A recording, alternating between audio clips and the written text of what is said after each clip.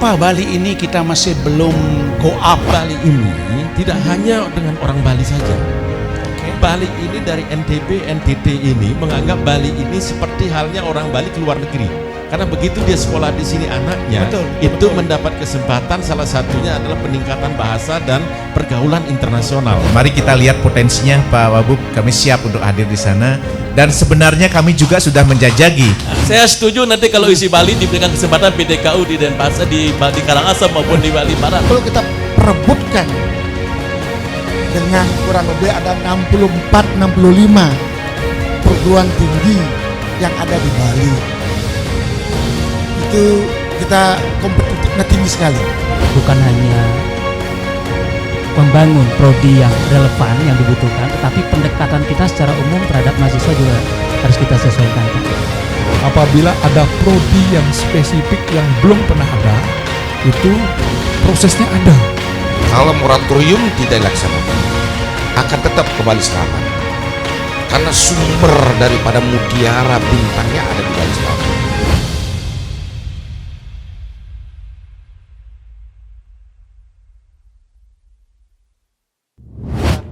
Cek. Om Swastiastu, selamat pagi dan salam merdeka semua. Siang ini saya sangat berbahagia untuk bertemu dengan para tokoh, terutama tokoh Golkar dan tokoh pendidikan yang ada di Bali. Dan tentu juga yang kita bicarakan hari ini sangat strategis, taktis, dan sangat-sangat penting untuk kehidupan kita terutama Bali. Kita tidak bicara Indonesia tapi bicara Bali. Ini luar biasa. Karena apa? Karena Bali ini kecil, hanya 56.000 km persegi. Dan kita punya potensi sekolah SMK hanya 175 SMK di Bali ini kalau saya data statistik. Lalu SMA 194, lalu SMA luar biasa 16, dengan kelulusan tahun 2025 sekitar 61.482 orang tamatan SMK dan SMA. Lalu kita lihat perguruan tinggi, termasuk perguruan tinggi swasta. Kalau di Bali saya lihat di data statistik, mudah-mudahan nanti dikoreksi oleh Pak Kepala LLDikti, itu ada 51 sekolah perguruan tinggi swasta, ditambah 6 perguruan tinggi negeri di luar lembaga dan kementerian, termasuk UP. 6 itu termasuk UT. Jadi kalau yang tidak UT, yang tidak online total adalah ada 5, yaitu ada UNUD, ada Undiksa, ada ISI, ada Poltek Negeri, ada Sugriwa Negeri, dan yang di luar itu ada sekolah milik kementerian dan kelembagaan, ada Poltekkes itu di bawah Kementerian Kesehatan, ada namanya Poltekpar di bawah Kementerian Pariwisata, dan juga ada di bawah Menteri Perhubungan. Ada satu di negara, ada di bawah Menteri Kelautan juga ada. Kalau dilihat dari secara kuantitas, memang perguruan tinggi kita sudah cukup memadai. Kalau secara kuantitas, kita tidak bicara kualitas. Begitu juga SMK dan SMA, bahkan beberapa SMA swasta sudah mulai menurun akibat ada pembangunan sekolah-sekolah SMA negeri. Jika kita juga lihat dari kuantitas, 194 SMK itu sudah cukup, karena Bali ini adalah penduduknya yang tetap adalah sekitar 4 juta kurang, dan mobilitasnya yang tinggi. Namun mengapa Bali ini kita masih belum go up atau belum kita bisa katakanlah mandiri secara dimultifungsi lah, multiperspektif lah. Itu sebenarnya hulunya adalah SDM. Kita tidak boleh bicara yang lain karena sumber daya alam kita yang melimpah sekalipun tanpa disentuh dengan SDM tidak akan menjadi SDE. Ingat Bapak Ibu, formula SDA akan bisa optimal mensejahterakan rakyat jika disentuh dengan SDM. Jadi SDA akan berubah menjadi SDE, sumber daya ekonomi, jika disentuh dengan SDM. SDM itu harus yang bangun unggul. Kalau bicara tentang manusia unggul, manusia Bali unggul harus menguasai dua, yaitu comparative advantage dan competitive advantage. Kalau bicara comparative advantage, kita sebenarnya sudah unggul. Kalau saya berdasarkan pemetaan saya, 41 tahun menjadi dunia pendidikan, dan walaupun agak jelek-jelek gini pernah juga menjabat di kementerian begitu selama 8 tahun. Sebenarnya genetik kita tidak kalah dengan daerah lain. Bali ini genetiknya bagus dari segi intelektual. Tapi kita perlu namanya kalau boleh diformulasikan dalam 3K, kemauan kita tinggi. If there is will, there is way. Itu orang Bali tinggi. Kemampuannya juga tinggi. Human skillnya bagus. Ya kan, conceptual skillnya bagus. Lalu desain skillnya bagus. Manager skillnya bagus. Technical skillnya bagus. Skillnya bagus. Ya, personal skillnya bagus juga. Termasuk spiritual skillnya bagus karena kita percaya dan hukum karma pala. Sehingga itu adalah competitiveness di bidang komparatif karena faktor budaya, tradisi dan leluhur kita mewariskan sesuatu yang bagus. Tapi yang kurang kita adalah dalam namanya competitive advantage, yaitu keberanian. Jadi kita belum ada sebuah keberanian mengaplikasikan ilmu yang kita miliki untuk menjadi manusia-manusia yang seperti, mohon maaf, bukan menyamakan seperti Singapura, seperti Hong Kong. Kalau Bapak Ibu pernah ke Singapura, kebetulan ke Hong Kong, saya sedikit sombong karena saya berulang kali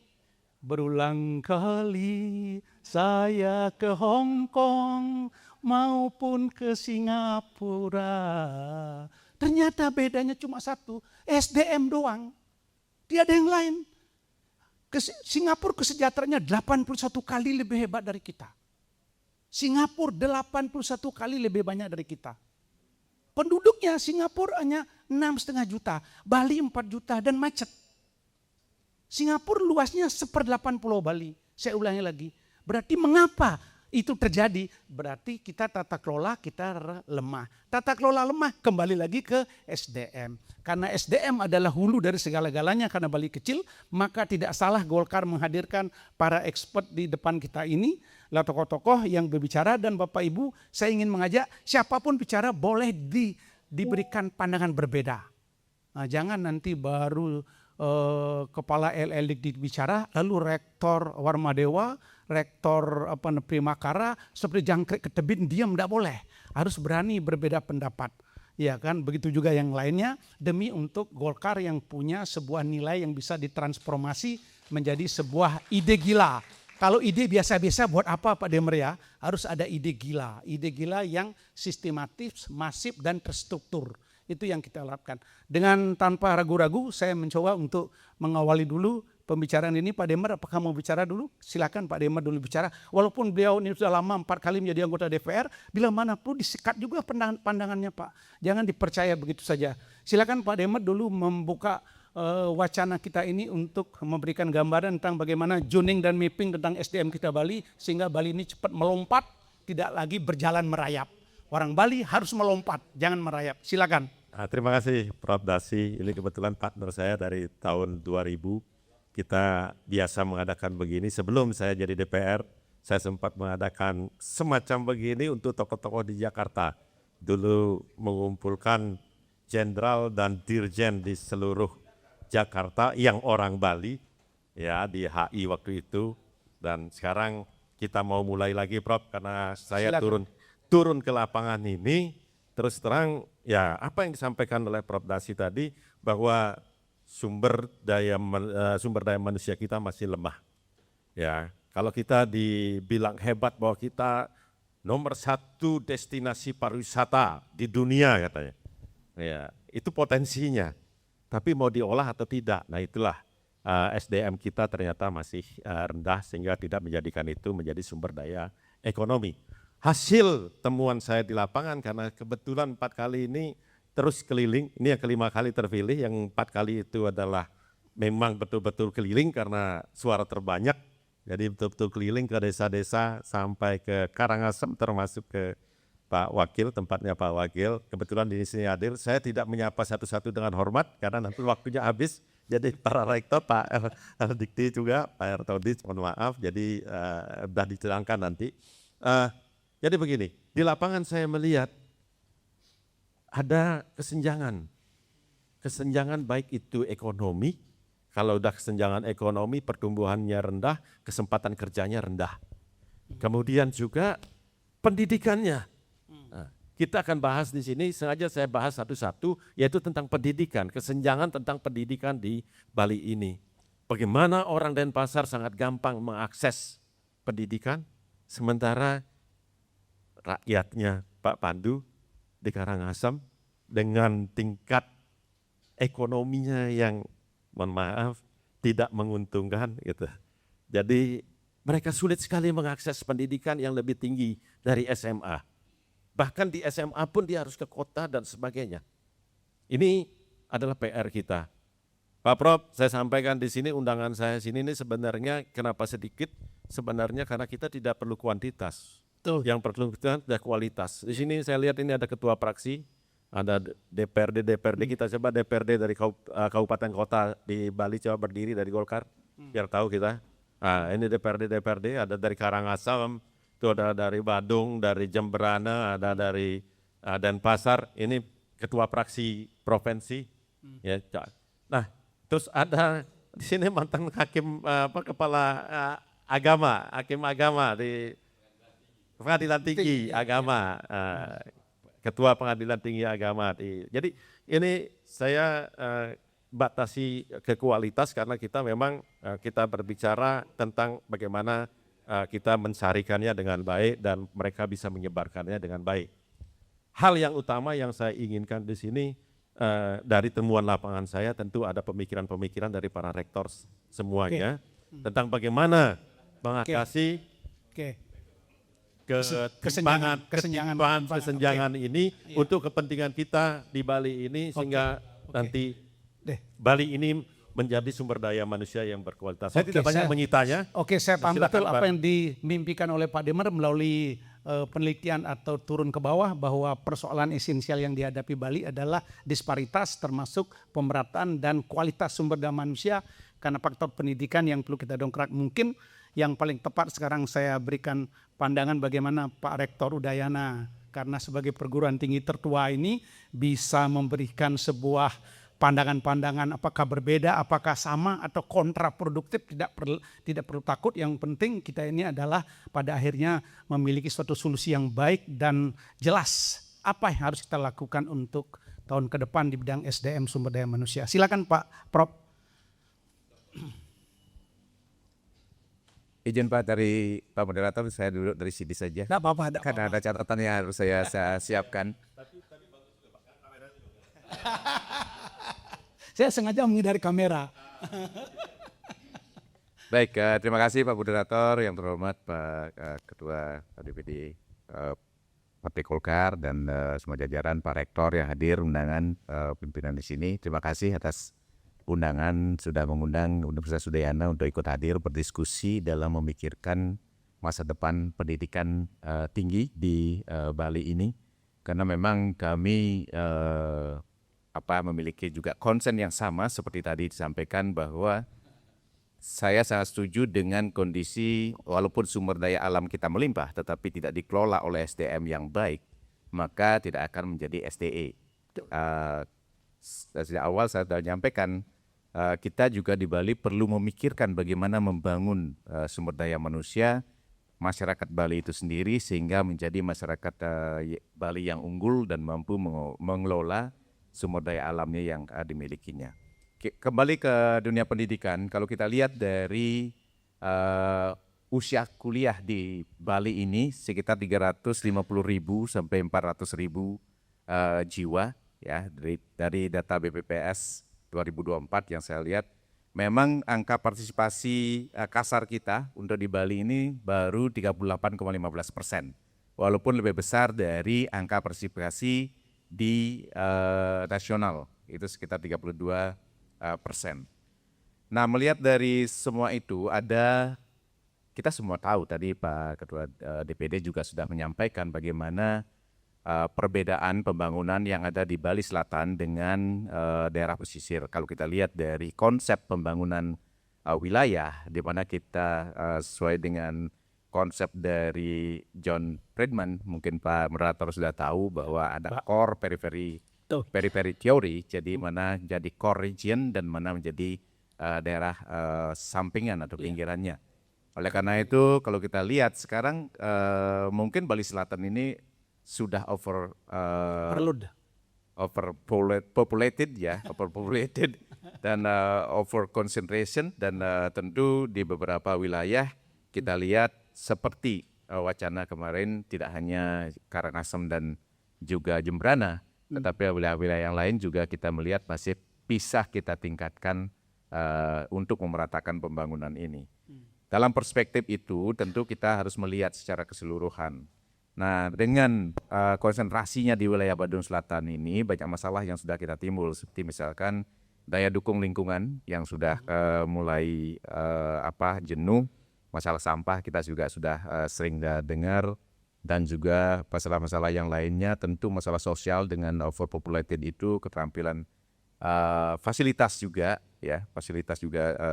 mengalami ketimpangan, kontras antara wilayah yang sudah terbangun di perkotaan ini, di wilayah Sarbagita ini dengan wilayah yang lainnya. Walaupun pemerintah sudah berusaha sekarang untuk mulai meningkatkan aksesibilitas antara satu wilayah dengan wilayah yang lainnya. Oleh karena itu, kita di Bali tentu diskusi terkait dengan sustainable development ini sudah sering kita dengar gitu. Apakah di Bali dengan overpopulated di Bali Selatan ini, saya juga khawatir bahwa ini mulai unsustainable karena begitu beban wilayahnya sangat besar sekali. Oleh karena itu, mari kita bersama-sama memikirkan bahwa bagaimana terdistribusinya pembangunan-pembangunan yang ada ini. Izin Prof. Kalau boleh saya potong karena sudah saya pahami apa yang Prof jelaskan tadi, kira-kira crash program strategi untuk apa yang menjadi... Kalau dari crash program yang diharapkan ini, melihat dari kondisi yang ada, maka kita perlu, rekomendasi kami adalah memetakan wilayah Bali ini secara keseluruhan. Zoning Prof. Zoning area di mana pendidikan-pendidikan itu akan dikonsentrasikan. Sehingga memiliki suatu kekhususan. Mari kita belajar dari negara-negara maju. Misalkan tadi Pak Moderator menyampaikan sudah sering ke Hong Kong dan ke Singapura. Sebagai kiblat lah, sebagai kiblat. Tetapi kalau kita belajar di Jepang dan Cina juga, bagaimana mereka melihat potensi di wilayah itu dan program studi atau kampus-kampus dengan fokus itulah yang dikembangkan di daerah itu. Boleh saya tambahin sedikit Prof? Cina tahun 1990 HDI-nya di bawah kita loh Prof. Ya. Cina tahun 1990 HDI-nya di bawah kita, Human Development Index-nya di bawah kita. Ya. Sekarang kita ditinggalkan. Betul. Berarti Prof saya sebut Cina tadi, barangkali Prof karena sudah sering ke Cina, apa lagi strategi taktis yang kira-kira Prof untuk memajukan? Ya, contohnya adalah seperti Jembrana, di mana di sana ada dekat dengan perikanan. Ya, kita bisa kembangkan program studi yang berkaitan dengan teknologi perikanan, pengolahan ikan, dan juga logistik. Sangat bagus sekali karena menjadi pintu gerbang masuk ke Bali ini.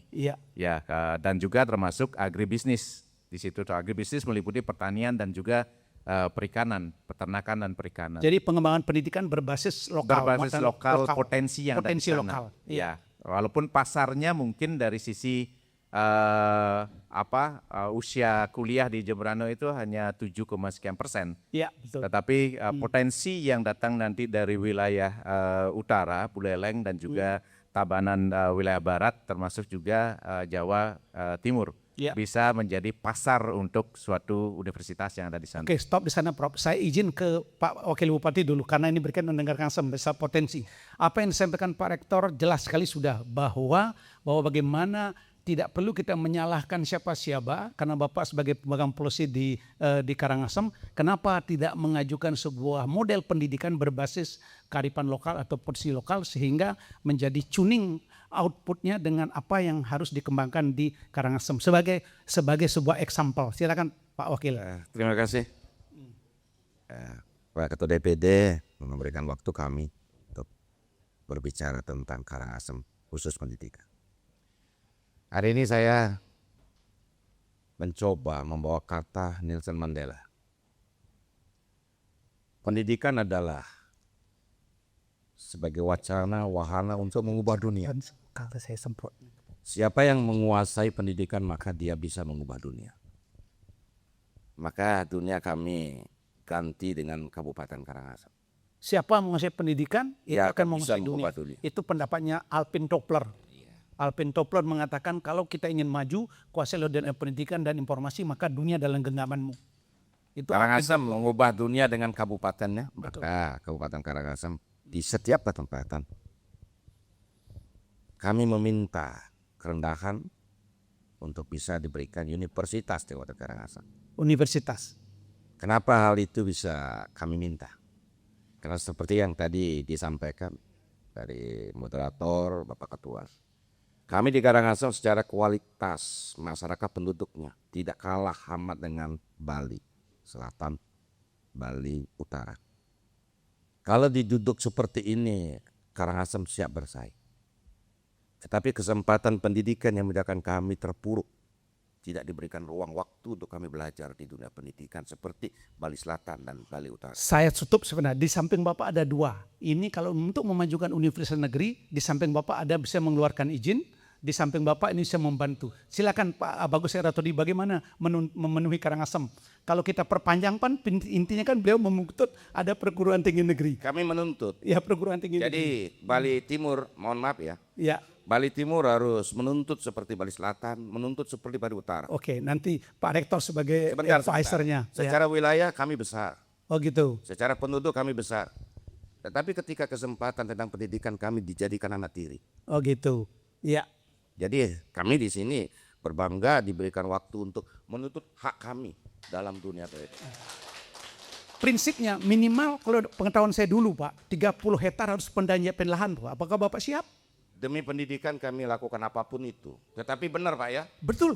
benar. Benar, 30 Tapi hektar. jangan sebatas wacana. Ya, ini kan di samping Bapak ini ada ini. Di samping Bapak ini. Silakan Pak Agus memberikan komentar. Ayo, kasih Pak Ratodi memberikan komentar. Ya, kita duduk poin saja, tidak usah kita panjang-panjang lebar. Apakah peluang untuk mendirikan perguruan tinggi negeri di Karangasem dilihat dari berbagai persubsidi sudah peluang? Nanti advisernya ada Pak Rektor. Silakan Pak Bagus.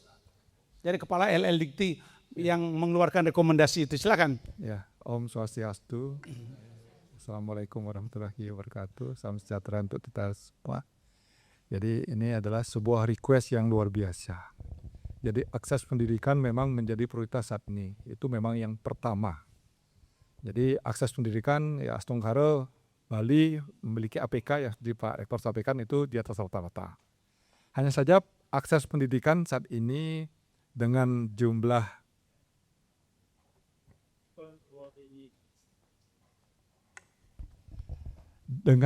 perguruan tinggi sudah sangat banyak. Jadi kalau Pak Prof. Dasi tadi menyampaikan jumlah perguruan tinggi kalau dibandingkan dengan jumlah penduduk itu sudah melampaui.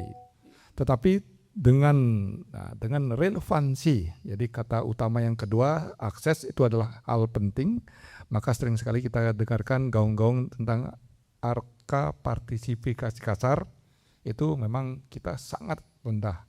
Kalau di luar, kalau tadi yang Prof. Dasi bandingkan, itu 90. Paling tidak minimal 80. Sedangkan kita di angka 33 dan baru beranjak ke 34. APK memang kita Bali ya, APK kita ya. APK Bali 38. 38. Iya, masih jauh sebenarnya. Artinya dari 100 anak muda yang usia kuliah, baru 38 orang yang kuliah itu maksudnya Pak. Betul. Nah, APK itu ya. hanya saja, Ya. hanya saja akses pendidikan menjadi prioritas kita juga. Nah, salah satu strateginya nanti Udayana bisa membuka Membantu. PSDKU. Ya. Nah, hanya saja akses pendidikan itu bisa disasar oleh kampus-kampus. Nah, kita Astungkara punya kampus kalau PTN pasti unggul. Ya. Ada 5 unggul dan di perguruan tinggi kementerian kami swasta ada 5. Unggul. Wilayah kami Bali NTB penguasanya semua Bali. Dan kami rasa itu punya potensi besar untuk membuat program studi sesuai dengan Keinginan kebutuhan. dari Karangasem. Karena ini tadi, akses pendidikan yang pertama, yang kedua adalah relevansi terhadap kebutuhan masyarakat. Mari kita bidik. Karangasem butuh apa? Memang kalau kita lihat kalau di Bali, salah satu kabupaten yang tidak punya Perguruan kampus, perguruan tinggi, bukan Karangasem malah Kelungkung yang tidak punya. Kelungkung ya punya ya. Kelungkung entah itu Karangasem tahunnya ada apa. namanya. Karangasem ada. hanya satu. Hanya satu, pendidikan Itu pun, agama Hindu ya. Program studinya bilingual. Ada agamanya, ada umumnya ya. ada umum di pendidikan tinggi. Nah, relevansi kebutuhan pendidikan tinggi lah yang menjadi pengamatan kita. Nah, kembali yang pertama tadi 4.300 perguruan tinggi malah saat ini sedang di moratorium. Kenapa? Karena kebutuhan terhadap relevansi kebutuhan masyarakat kita malah tenaga kerja siap kerja. Siap kerja. Jadi yang dibutuhkan Jadi yang disiapkan adalah job seeker ya? vokasi, Ya, betul. vokasi. Maka sampai hari ini Bapak Ibu yang saya hormati, Bapak Ketua DPP Golkar Bali, tidak ada istilah moratorium, tetapi kampus yang bisa dibuka sampai saat ini adalah kampus vokasi, yaitu akademik, politeknik. Jadi selama kami membina kampus di Bali sudah ada 2 politeknik yang lahir. Dan dua-duanya kebetulan di Gianyar. Sehingga itu tadi, kalau kita melihat membidik relevansi kebutuhan masyarakat, kalau segera Karangasem Politeknik negeri berarti. berharap ada sebuah kampus, Politeknik ya negeri. harapannya kami adalah politeknik. Swasta dulu, kalau Swasta negeri dulu. ya. Oh, nanti Jadi sudah, dimungkinkan kalau memang swasta, mohon maaf, investor badan penyelenggara swasta, yayasan atau yang lainnya berminat untuk Udah digaranti Pak. kami Udah, siap memberikan digaranti sudah rekomendasi. dikeluarkan rekomendasinya kalau ada mau itu politeknik. solusi yang pertama. Iya. Politeknik atau akademi silahkan. Dan kami rasa Karangasem punya kans. Itu solusi yang pertama. Oke. Solusi yang kedua adalah karena kampus ya tadi izin Bapak Wabub menyampaikan, Bapak Wakil Ketua menyampaikan ingin universitas karena universitas adalah kampus akademik. Jadi sejak tahun 2016 jadi masih Profdasi di sana memang tidak diizinkan. Karena apa? Kalau ini dilepas dibuka di manapun akademik akan meledak. Padahal kebutuhan Indonesia ya, jadi kalau bandingkan Cina 60% vokasi, sedangkan kita balik hanya 30% vokasi. Cina 1,5 miliar penduduknya hanya ada 2.000 kampus. Sementara Indonesia hanya 4.500 dari hanya penduduk kita 270 juta. Bayangkan coba. Sehingga sejak 2016 pemerintah hanya boleh mengizinkan dibukanya politeknik atau akademik. Apabila Bapak Ibu ingin bersikeras, saya pingin daerah saya punya universitas, silakan. Jadi opsi yang pertama tadi adalah buka politeknik, yang berikutnya adalah silakan nanti berkolaborasi entah melalui skim penyatuan, penggabungan beberapa prodi atau perubahan bentuk. Jadi misalnya contohnya kampus yang melakukan penggabungan Primakara. Beliau sudah bisa dijadikan best practice. Iya. Ya. Jadi mohon maaf Bapak Ibu, untuk PTN dimungkinkan buka politeknik negeri, tetapi untuk penggabungan itu adalah ranahnya di kami. Oke, terima kasih. PTS. Paham maksudnya Pak Bagus bahwa pemerintah itu fokus pada job seeker dan job creator. Dan terakhir, perubahan bentuk apabila jadi kebetulan Karangasem punya kampus sekolah tinggi ilmu agama ya. Itu bisa diubah bentuk bisa diubah bentuk. Jadi tinggal jadi kembali Bapak Ibu konsentrasinya pemerintah ingin relevansi prodi-prodi yang lahir itu adalah prodi-prodi yang vokasi. Yang kedua adalah yang STEM. Sehingga untuk sebuah kampus universitas itu minimal 5 prodi, diantaranya adalah 3 STEM. Sehingga kalau STKIP agama Hindu diharapkan untuk menjadi universitas swasta dulu, lakukanlah perubahan bentuk dengan menambah 3 prodi STEM.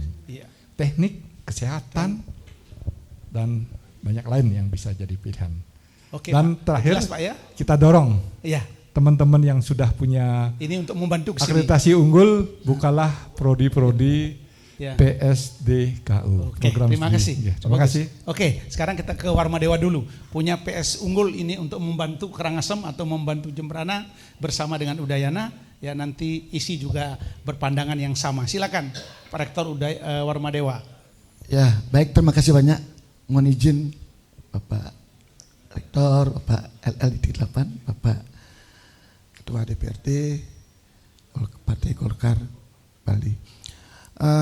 Sebagai institusi swasta, salah satu yang terpenting itu adalah keberadaan dari student body.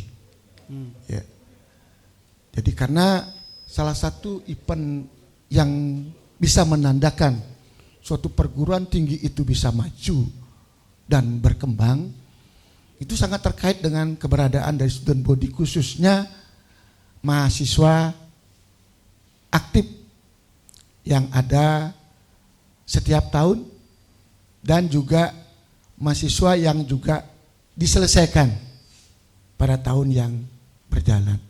Jadi pergerakan inilah yang menyebabkan suatu institusi swasta itu bisa bagus, bisa berkembang, bahkan bisa meraih akreditasi unggul.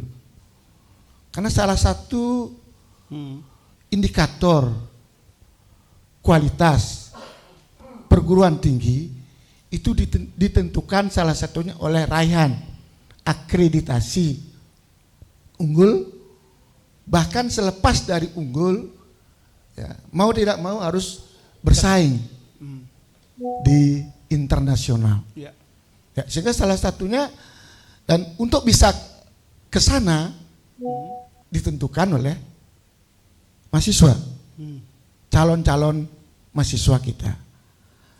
Nah, seperti tadi dikatakan, sebenarnya di Bali, khususnya di Bali Selatan, menurut pengamatan saya selaku Universitas Warmadewa, itu terjadi kompetitif yang sangat tinggi, ya, sangat tinggi sekali. Karena di Bali Selatan ini ada 39 mungkin perguruan izin, tinggi, ya. Izin Pak LLDT 8 kurang lebih, padat sekali di Denpasar dan di Badung.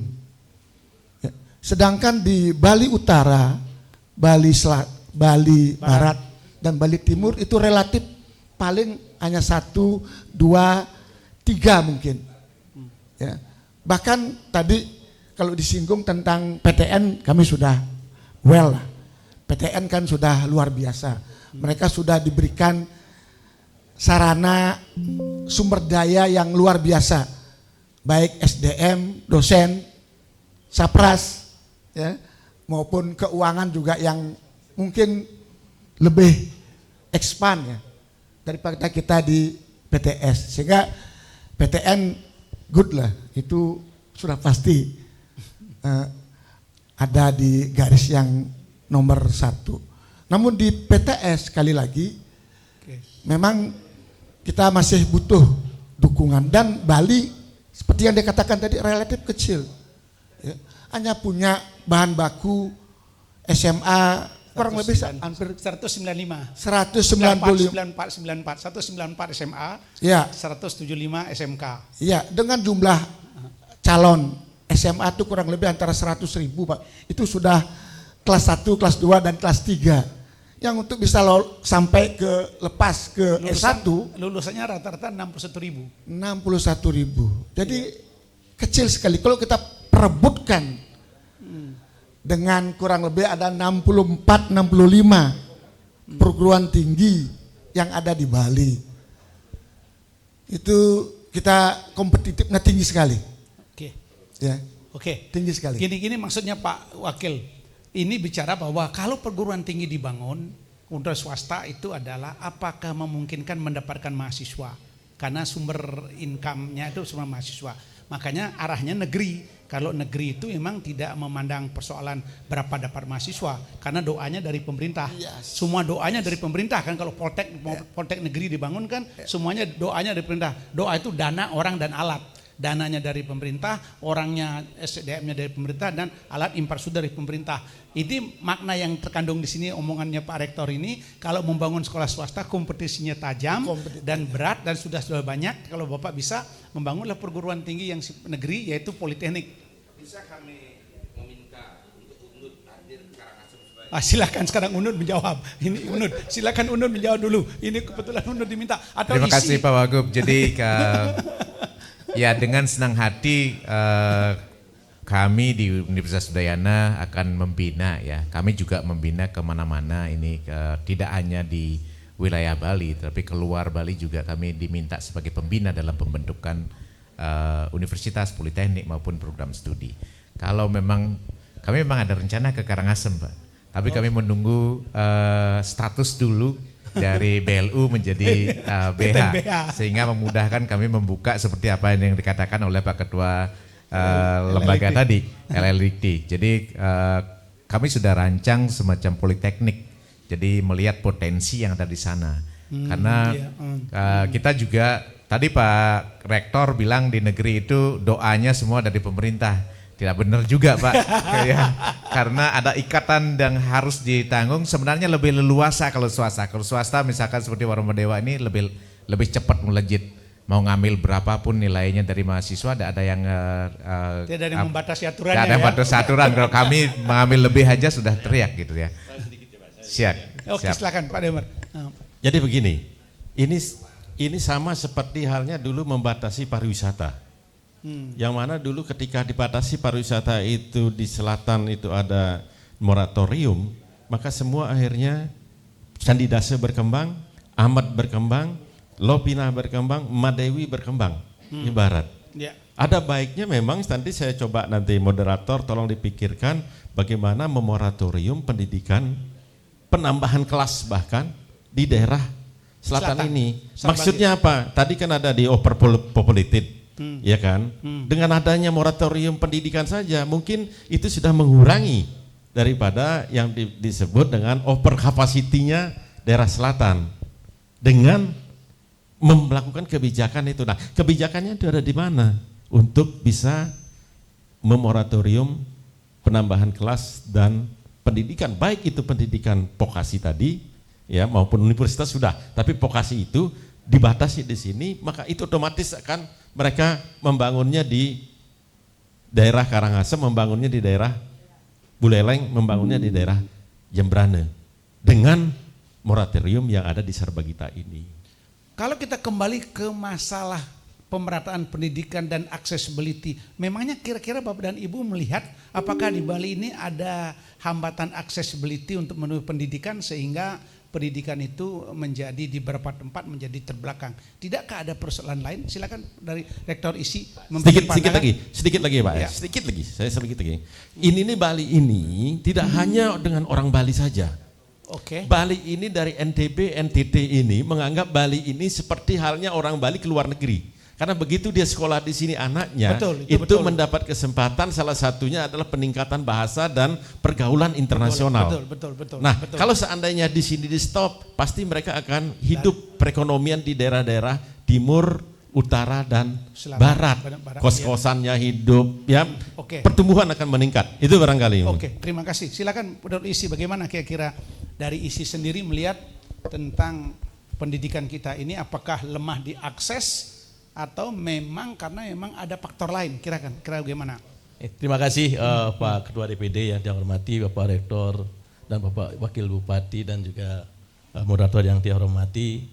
Kami dari ISI Bali. ISI Bali ini adalah kampus kecil sesungguhnya yang awalnya bernama ASTI, kemudian bertransformasi menjadi STSI, kemudian ISI Denpasar dan sekarang menjadi ISI Bali.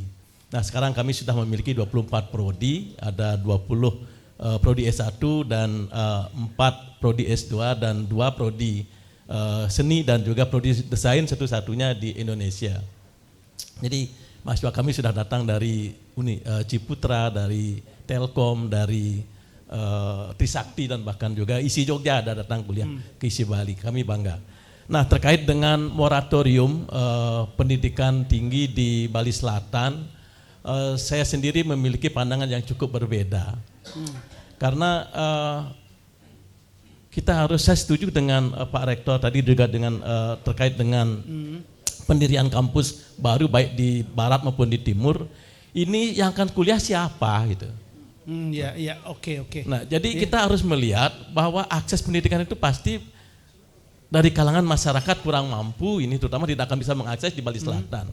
Nah, ketika ini dibangun di Bali Barat maupun di Bali Timur, yang kuliah siapa? Nah, yang lebih penting bagi saya itu adalah bagaimana kita pemerintah ini mendorong, memberikan kesempatan, mendorong insentif, bila perlu mendorong semacam beasiswa kepada anak-anak yang kurang mampu itu.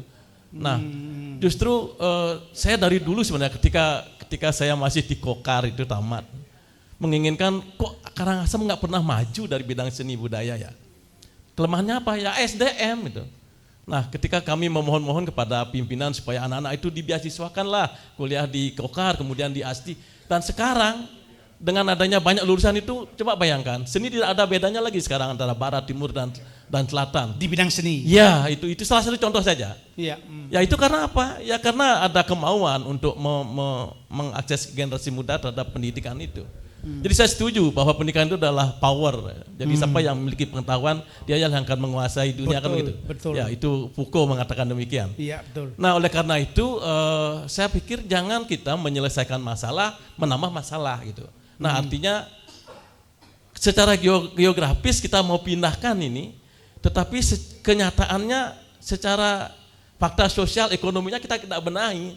Ini sama dengan memindahkan masalah aja. Jadi pemerataan yang kita bangun itu bersifat ilusi, saya kira kalau begitu. Tapi saya sedikit pandangan berbeda, Pak, Ya. dengan direktoris ini. Pandangan saya berbeda sebentar dulu, Pak. Ketika Singaraja IKIP-nya itu masih STKIP, ketika masih STKIP, dia itu sepi kota itu, Pak. Tapi ketika berubah menjadi sebuah universitas, ternyata Singaraja itu hidup kotanya.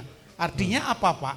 Artinya apa yang Pak sampaikan bisa jadi terjadi penambahan orang sekolah itu asalkan negeri ya, tidak swasta ya. Jadi kita lihat Singaraja bahkan ada sekarang teori berkembang. Dulu berkembang ekonomi maju itu indikatornya perbankan, Pak. Sekarang ekonomi daerah maju indikatornya pendidikan tinggi loh, Pak. Oleh karena itu makanya mungkin kalau ada Udayana akan membangun sebuah pendidikan tinggi negeri di Karangasem, maka otomatis akan orang-orang Karangasem bahkan dari luar akan menjadi tinggi. Karena tidak ada mungkin begitu. Mungkin itu sebagai contoh saja, Pak. Silakan, Pandangan Pak. saya belum selesai. Saya tidak setuju moratorium, tapi saya ingin natural saja. Tetap pembangunan pendidikan di Bali Timur dan Bali Barat tetap dibangun tanpa harus moratorium. Karena justru apa yang ada di Bali Selatan dijadikan contoh untuk pembangunan di daerah lain. Oh bagi begitu, saya. iya. Jadi tidak menutup, Iya, tidak menutup. tapi hanya bagaimana memeratakan. Saya setuju nanti kalau isi Bali diberikan kesempatan PDKU di Denpasar, di Karangasem maupun di Bali Barat. Iya. Itu karena kami juga sudah unggul secara institusional. Pola PSDKU sekarang sudah ada, Pak Wakil Bupati. Tidak harus membangun sebuah perguruan tinggi, dengan pola PDSKU juga bisa akan meningkatkan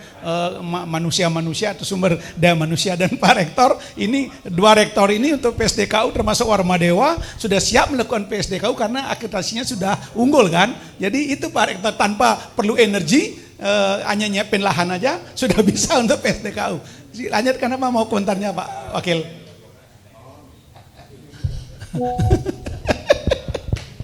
Iya, tinggal nyiapin aja. Jadi kalau hanya sekedar beasiswa, Apa? kami tidak mungkin anak-anak kami kuliah hanya sekedar beasiswa. Dia butuh biaya pendidikan, kos. Kalau kami hitung-hitung Karangasem ke Denpasar 10 juta per tahun hanya untuk mengejar pendidikan. Bedakan dengan yang datang dari NTB, NTT ke sini. Itu orang-orang anak pejabat. Dia bisa hidup di sini. Tetapi masyarakat kami kalau disuruh sini dengan biaya yang tinggi tidak mungkin.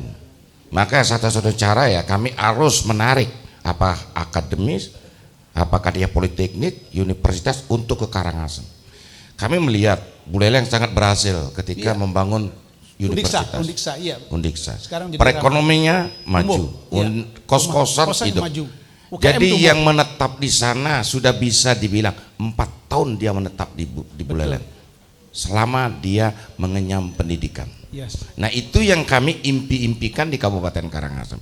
Kalau moratorium tidak dilaksanakan, akan tetap ke Bali Selatan. Karena sumber daripada mutiara bintangnya ada di Bali Selatan.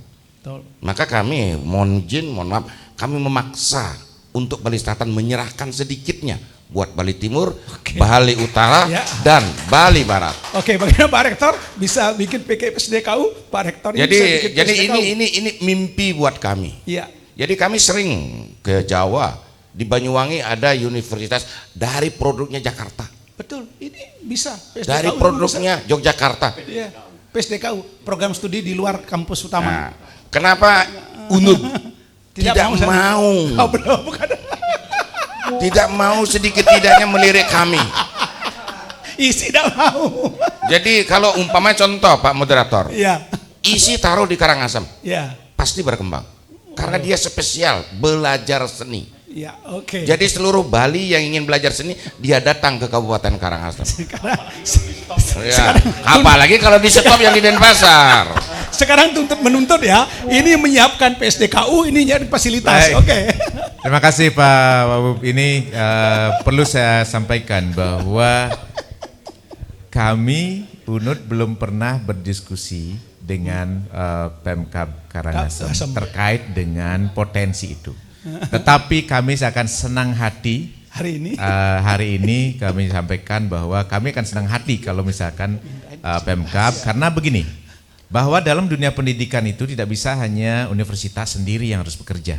Tetapi di situ peran daripada pemerintah daerah, provinsi, kabupaten, kota dalam hal berkontribusi di dalam pendidikan ini.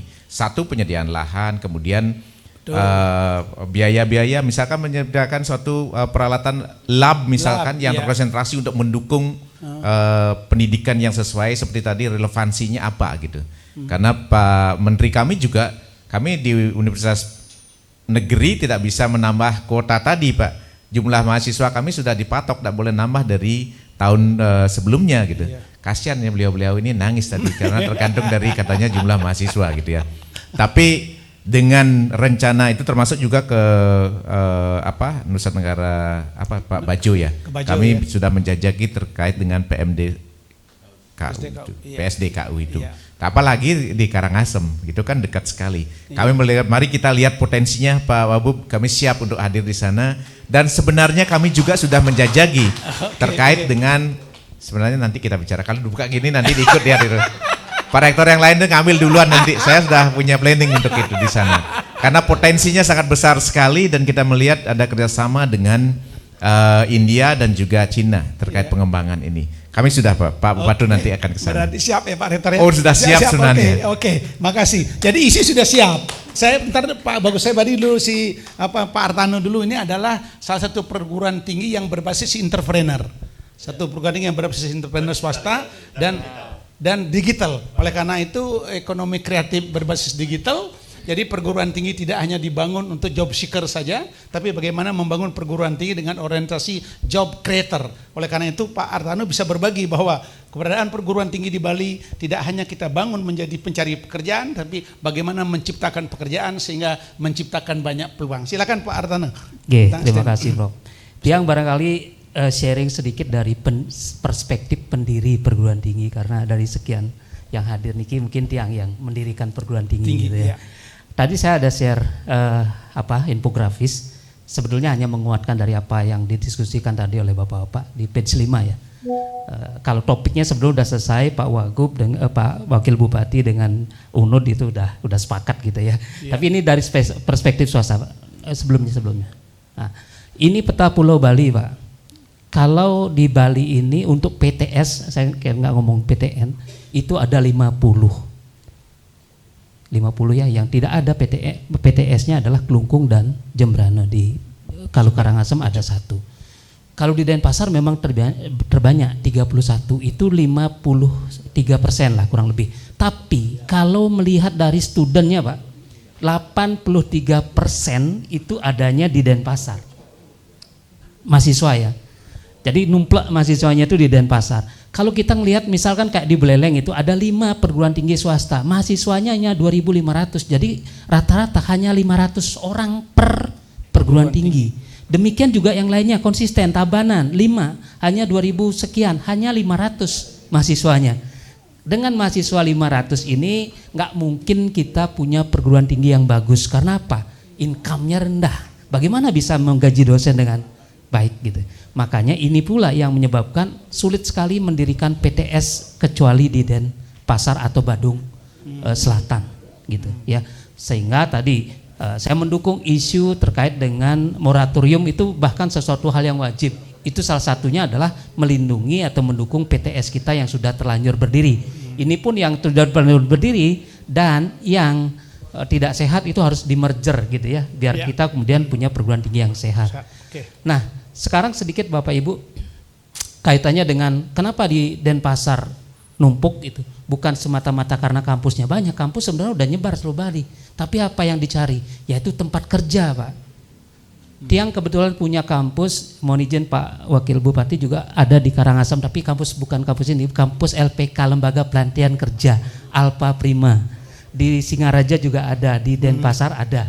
Kesulitan kita di luar Denpasar adalah anak-anak itu lebih sulit untuk dapat kerja. Baik yang di Singaraja maupun di Karangasem. Ujung-ujungnya adalah kembali lagi di Denpasar. Karena apa?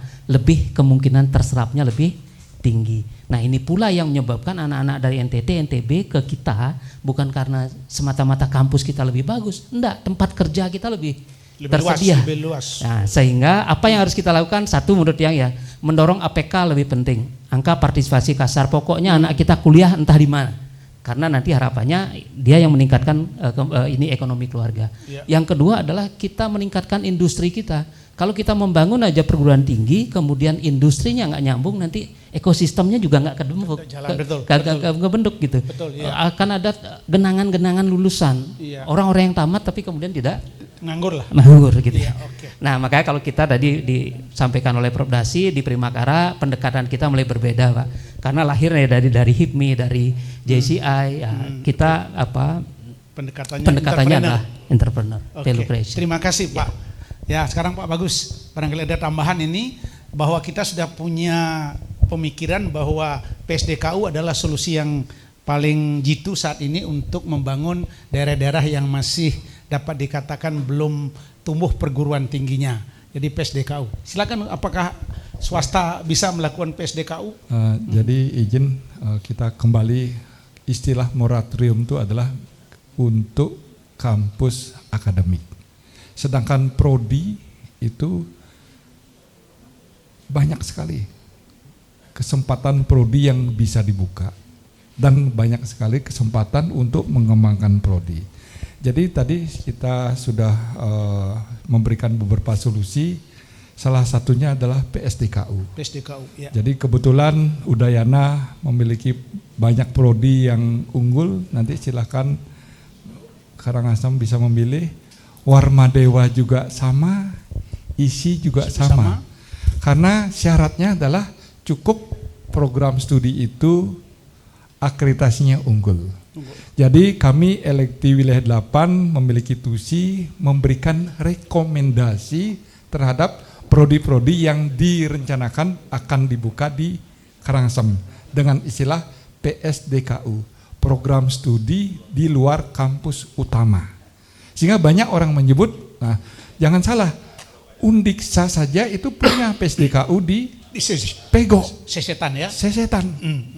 Nah kalau ada kampus di Sesetan itu Undiksa, pasti Bapak Ibu nyebutnya Undiksa, padahal itu adalah kampus PSDKU-nya adalah PGSDKU Undiksa.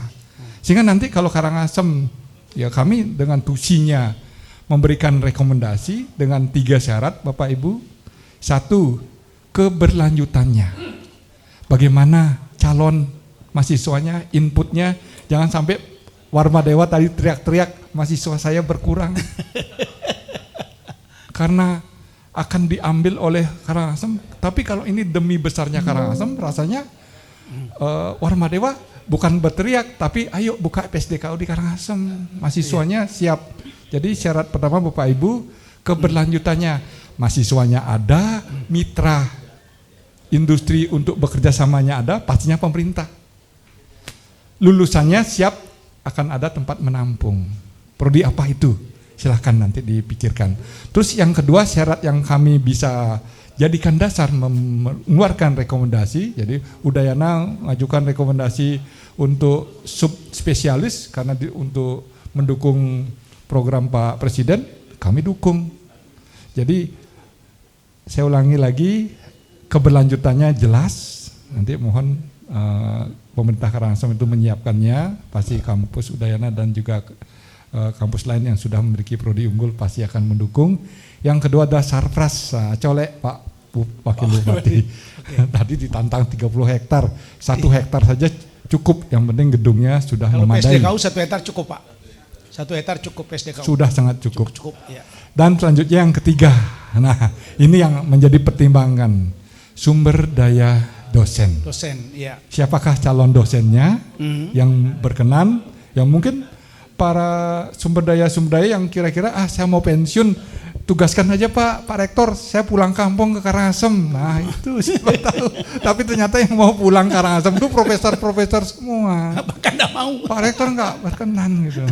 Jadi 3 itu Bapak Ibu, keberlanjutan, sumber sarpras dan sumber daya dosen. Terima kasih. Kalau Pak 3-tiganya itu saat aman. ini pun sekarang pun prodi apa yang memang Pak, jadi kan, deal-dealan.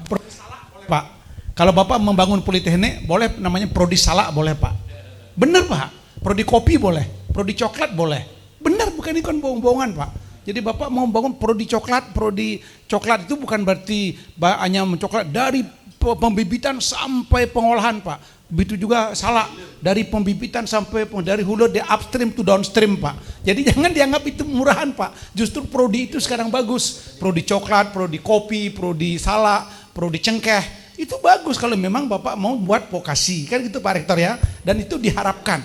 Atau produksi air mineral, saya bisa bantu Pak.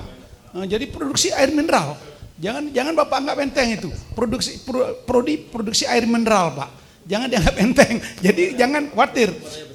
Ya potensinya besar. Bagaimana ngolah Telaga Wajo itu menjadi air mineral untuk dikirim ke kelas dunia Pak?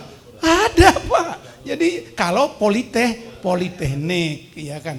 Oke Pak, kita sesi pertama sudah bicara tentang terjawab bahwa kesenjangan pendidikan dalam jangka pendek bisa diatasi dengan namanya PSDKU. Dan UNUD beserta ISI dan Warmaneo pun siap membangun PSDKU selama Bupati dan pemerintah daerahnya mendukung sepenuhnya, dan tidak itu semuanya hanya diserahkan kepada pihak yang punya PSDKU. Kalau itu sudah selesai, kita masuk lagi 25 menit masuk tentang kualitas SDM kita bagaimana sekarang. Tidak hanya kita bisa memproduksi, kalau hanya bisa memproduksi aja nanti nganggur, itu nanti pengangguran intelektual bahaya kan itu Pak Sumerjaya-Linggih ya. Bagaimana tahap waktu yang lagi 40 menit ini atau 30 menit kita bicara tentang bagaimana membekali anak-anak kita. Iya kan, tidak hanya kita bisa memproduksi. Bangga kita mau wisuda 1000 orang, tapi 1100 nganggur. Bener nggak? Sekarang gimana kita sekarang berbalikkan sekarang setelah selesai masalah pertama bahwa tidak ada sebenarnya moratorium dalam konteks untuk kalau mau, yaitu masih ada jalan, yaitu PSDKU dan swasta.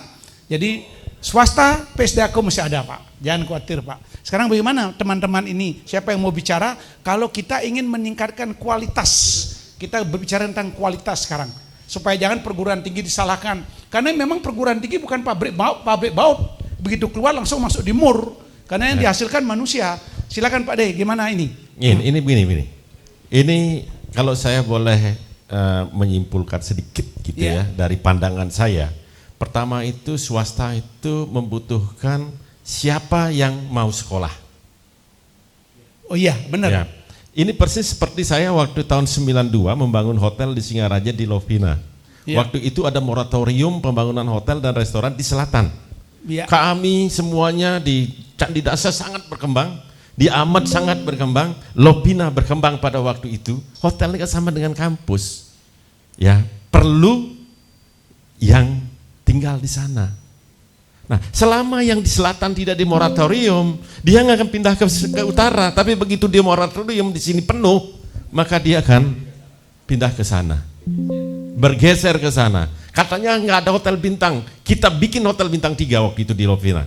Dari semenjak dibikin lumayan bagus, kemudian setelah bubar itu Undang-Undang Nomor 22 tahun 1999, semuanya dibuka lagi, selesai itu.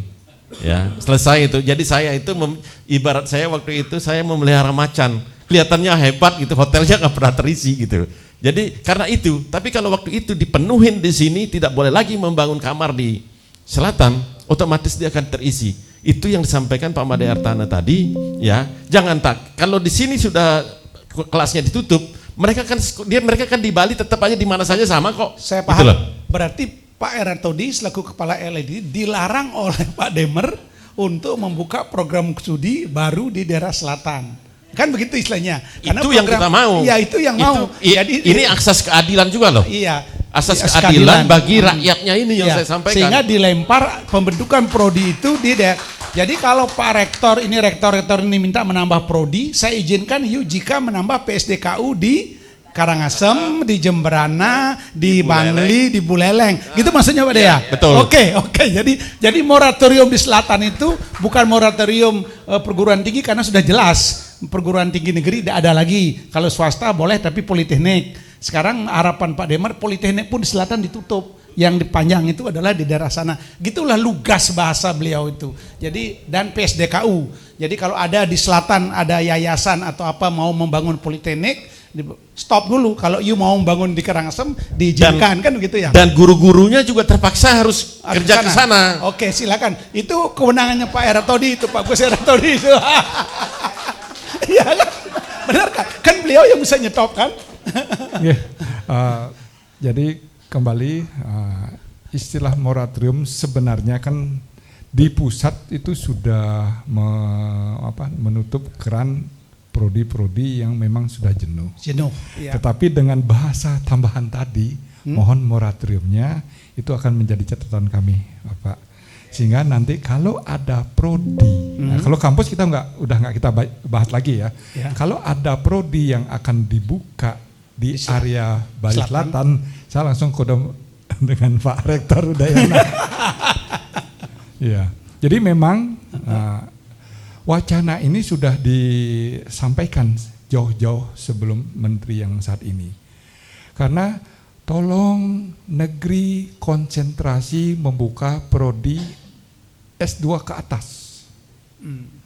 Karena untuk di daerah itu diupayakan konsen di Vokasi S1 atau D1, D2, D3. Vokasi, ya. Sehingga sampai hari ini kami belum pernah berikan rekomendasi prodi S1 di Udayana.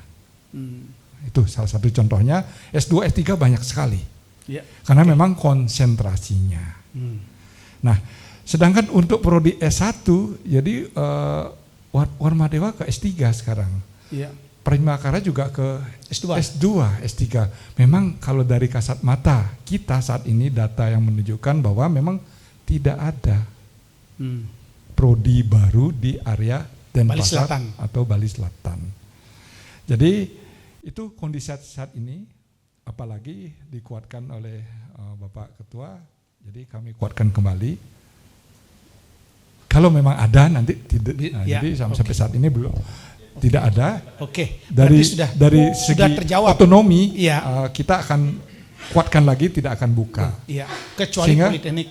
Ya, makanya untuk politeknik malah geser ke sana. Ya, yang ada adalah di Gianyar saja, Bali Selatan. Nah, disitulah pemerintah hadir. Ketika mampu pemerataan trilogi yang saya sampaikan tadi. Trilogi. Jadi pemerataan itu terjadi ketika diatur oleh pemerintah, jangan dibiarkan seperti bebas gini gitu loh. Jadi itu yang mesti kita sama-sama kita perbaiki di sini. Terima kasih. Jadi sudah kita sepakat ya dalam pertemuan ini mendukung program pemerintah moratorium plus untuk di Bali diharapkan moratorium juga prodi-prodi di daerah selatan. Tapi kalau vokasi masih didorong ke daerah-daerah yang belum, terutama politeknik. Karena politeknik Salak, politeknik Kakao, Karangasem kita sangat dukung. Bahkan mungkin ada politeknik Sapi sangat didukung juga karena memang ada, Pak.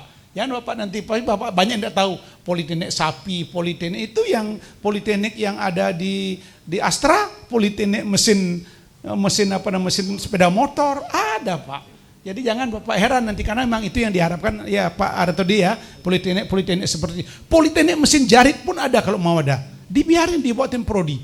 Nah, kalau memang potensinya di sana memang banyak orang yang berminat menjadi tukang jarit dan lain sebagainya, garment dan lain sebagainya. Jadi tidak ada masalah. Politeknik roti bisa, kenapa tidak? Kalau memang ada potensi untuk pasar roti, dibuat roti korosong dan lain sebagainya. Jadi pemerintah tidak menutup setahu saya.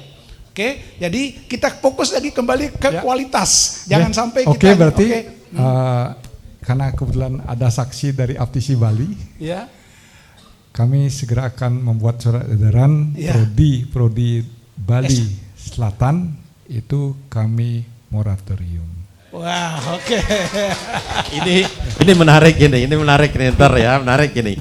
Inilah pemerintah hadir, di mana pemerintah itu sebenarnya tugasnya, mohon maaf ini, tugas pokoknya adalah pemerataan dan keadilan. Satu, memeratakan pendidikan ke kabupaten lain, keadilannya apa? Keadilannya adalah masyarakat yang kurang mampu pun gampang mengakses pendidikan itu. Itu keadilannya. Jadi orang yang kurang mampu di daerah Buleleng, di daerah Karangasem, Jemberana, mampu mengakses pendidikan yang sama dengan orang Denpasar dan orang Badung. Itu. Oke. Jadi pemerataan dan keadilan ini telah terjawab tadi oleh Pak Iya. LL Dikti. Makasih. Memang benar Bapak Ibu, memang benar Bapak Ibu, kalau ada 1.000 masyarakat Karangasem ke Denpasar sekolah, itu capital flight terjadi. Kalau 10 juta kali 1.000, berapa setiap tahun dana Karangasem lari ke lari ke Denpasar yang sudah kaya, kan begitu kan? Ya, mungkin Oke, saya tambahkan silakan, izin silakan, Pak Rektor. Moderator. Iya. Silakan Oke, Pak Rektor. kami di Udayana sekarang juga ada punya aturan bahwa di dalam membuka prodi baru, terutama S1 itu adalah harus dilihat sustainability-nya ke depan. Kemudian serapan dari lulusannya itu. Kami juga tidak mau menciptakan pengangguran intelektual. Betul. Prodi-prodi yang memang tidak dibutuhkan, ya relevansinya dengan masyarakat itu tidak kami akan buka. Itu pertimbangannya. Tetapi juga Pak Ketua LL Dikti mungkin perlu dipikirkan bahwa dalam moratorium prodi itu, kalau prodinya memang spesifik Dan yang langka, langka, itu harus dipikirkan Pak, mesti supaya diberikan. nanti keputusan itu kita mau bangun di Karangasem tetapi Karangasem tidak mendukung. Tetapi saya bilang tadi bahwa kita harus melihat potensi daerahnya itu apa di situ. Seperti Jemberana misalkan potensinya apa? Karena apa? Kelapa. Di samping kita menyerap usia kuliah ini untuk efisiensinya, saya setuju sekali bahwa pusat pendidikan itu akan menjadi pusat ekonomi baru. Betul. Yang seperti tadi Undiksa dan Ya. tempat lain itu menjadi pusat ekonomi baru.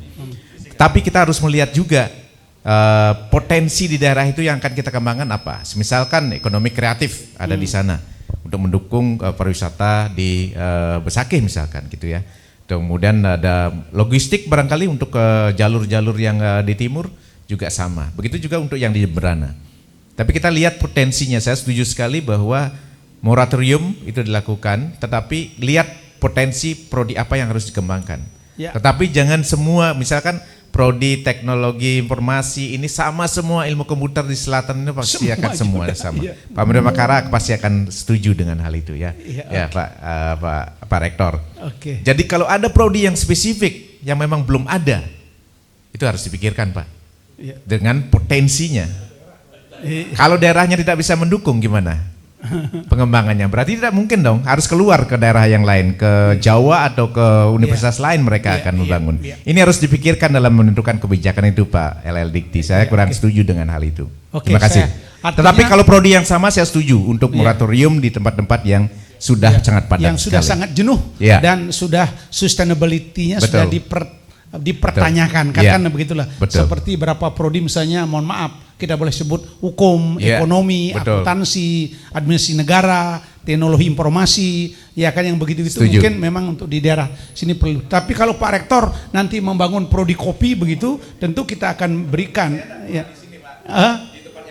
Itu kopi ya, itu maksud saya membangun kalau prodi-prodi yang spesifik memang tidak pernah kena moratorium Pak, walaupun sudah ada edaran moratorium prodi Pak, bagus ya. Kalau yang sifatnya spesifik dan itu adalah hal-hal yang baru, misalnya prodi nuklir begitu dianggap penting, tidak mungkin akan dimoratorium selama perguruan tinggi itu mampu menyiapkan SDM-nya dan infrastrukturnya Pak, bagus ya. Itu memang terkecualikan bahwa Itu yang supaya nanti kesannya tidak semua prodi tidak, ya. seperti tadi itu. Oh ya, oke. Ya, Oke. ada yang prodi-prodi saya menekannya yang spesifik, yang khusus memang, Ya. yang belum misal kebanyak belum ada gitu, kita Ya. perlu Oke. moratorium itu mungkin tidak termasuk prodi-prodi seperti itu. Oke. Ya, terima kasih. Saya Saya ingin menyitir sedikit yang dulu viral tentang Pak, yang disampaikan oleh Pak Dasi waktu saya lihat viral banget ini. Jadi saya ingin ulang kembali. Ini udah berapa tahun yang lalu, jadi udah agak lama sebenarnya ini. Gitu loh. Tentang Bali over capacity. Ya. Pak Dasi waktu itu ngomong 2014. bahwa dia bilang bahwa Bali belum over capacity karena belum diatur pemerataannya. Betul. Ya, dan Ya. dicontohkan Singapura itu bahwa Bali ini 9 kali. 1/8 Bali Singapura. Ya, penduduknya Singapura itu 1/9 wilayahnya dari Bali. Itu saya masih ingat kata-kata Pak Prof itu gitu loh. Betul. Jadi sehingga ini apa yang salah di negeri ini dibilang over capacity Bali ini? Ini adalah sistem pemerataan kita. Betul. Pemerintah belum mengatur pemerataan ini. Iya. Itu yang menjadi persoalan. Ya, tahun 2014 saya bicara bahwa Singapura itu hanya 710 km persegi, sementara Bali adalah 56.000 meter persegi. Jika saya kombinasikan hanya 1/8 pulau Bali, 1/8 dari luas pulau Bali dengan penduduk 5,5 juta pada waktu itu, sementara Bali waktu itu 3,5 juta tahun 2014 dengan income per kapita $3.500, sementara Singapura 51 US dollar. Sekarang Singapura 98 US dollar, sementara kita 5.000. Berapa kali kita lebih kecil? Singapura 98.000 US dollar, kita hanya 5.000 US dollar.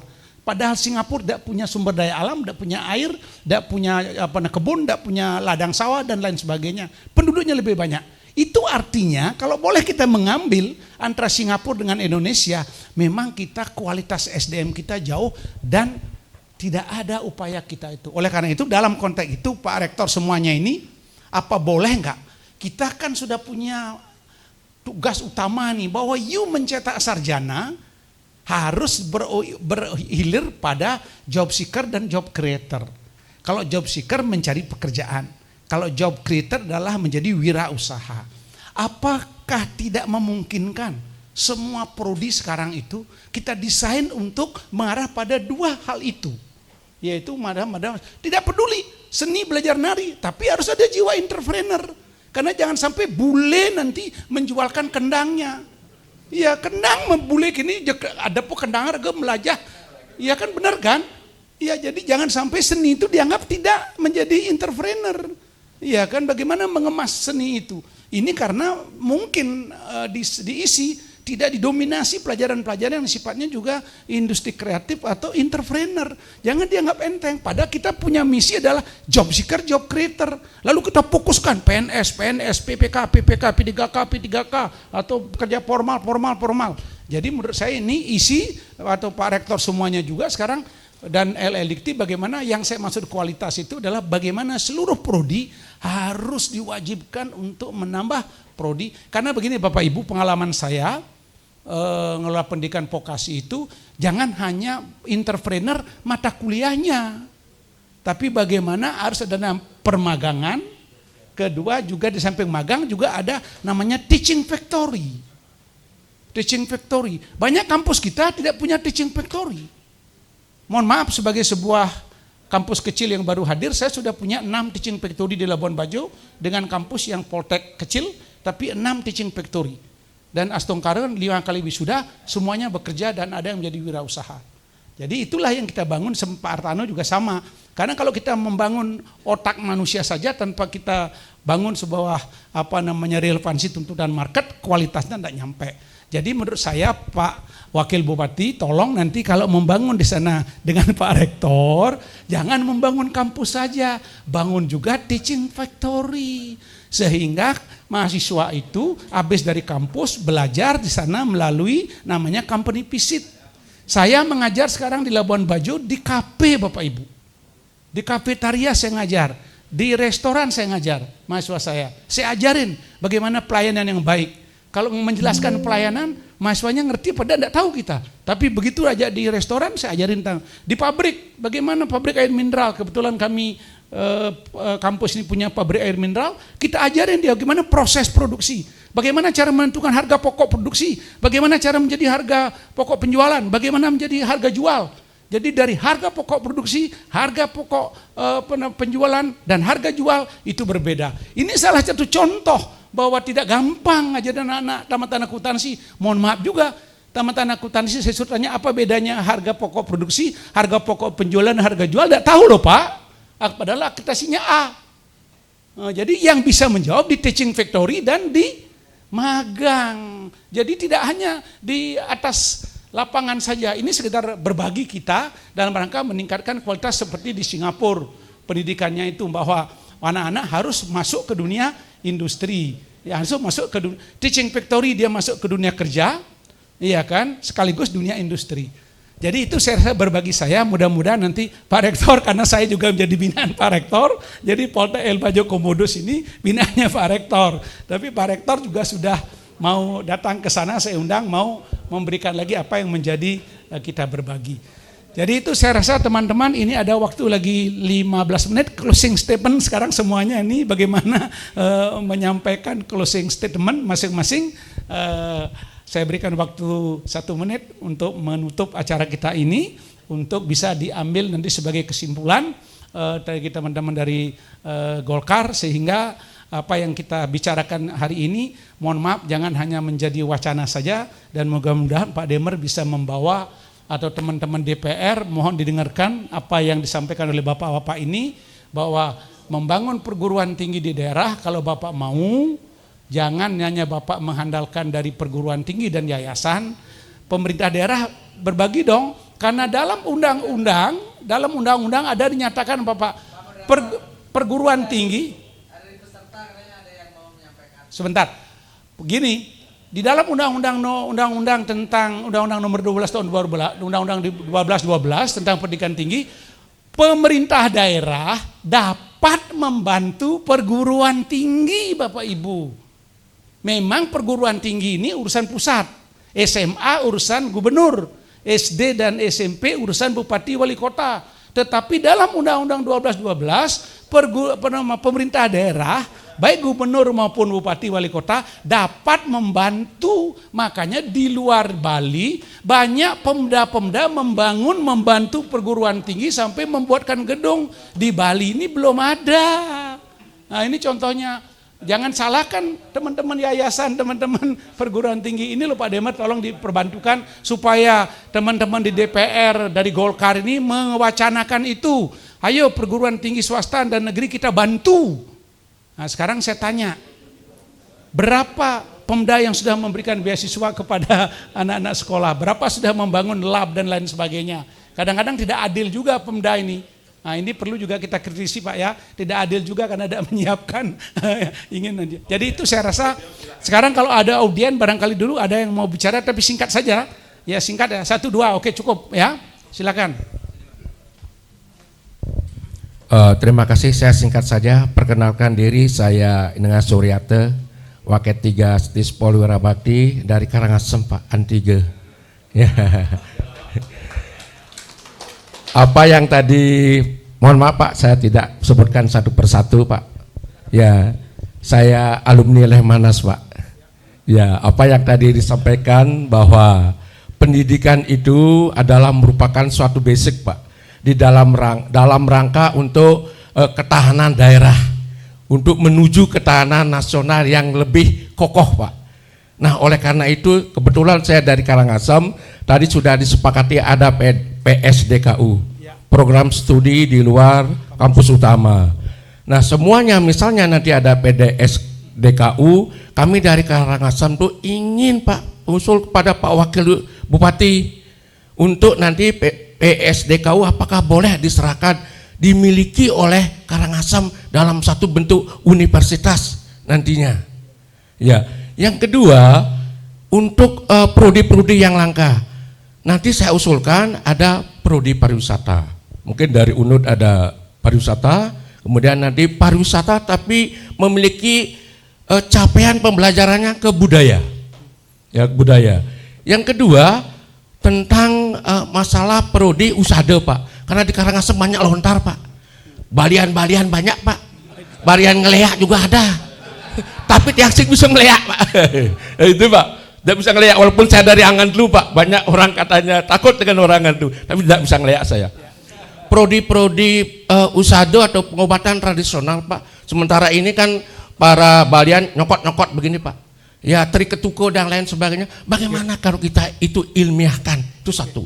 Yang kedua ada prodi produktivitas sapi Pak, karena di Karangasem Pak ada sapi Bali Pak. Dulu di Karangasem di Rendang itu menjuarai nasional. bagaimana plasma nufah itu bisa kita kembangkan. Yang ketiga, teknologi kelapa, Pak. Teknologi kelapa. Karangasem banyak kelapa, Pak. Di sana itu ada. Itu harapan saya bisa dibuka di Karangasem, karena potensi-potensi seperti itulah banyak ada di Karangasem, Pak. Yang perlu saya sampaikan, Pak, mudah-mudahan bisa direalisasikan. Terima kasih, Pak. Ya, jadi apa yang Pak harapkan itu bisa, Pak? Apakah politeknik namanya, Pak? Apakah politeknik Leak bisa di sana dibangun? Walaupun Leak itu enggak ada karena bangkainya enggak ada, Pak. Kalau Kuluk ada, kalau Leak enggak ada. POSTKU misalnya, Pak, apa politeknik tadi kelapa, politeknik usada, politeknik tadi saya bilang cengkeh, apa namanya pisang, bisa kerupuk sapi ada. Kalau begitu, kalau Bapak memang pemdanya kuat, bangun aja politeknik, tidak usah PSDKU. Politeknik langsung politeknik negeri. Pak, paradigma Bapak jangan membedakan antara sekolah vokasi dengan sekolah akademik. Itu sama, Pak.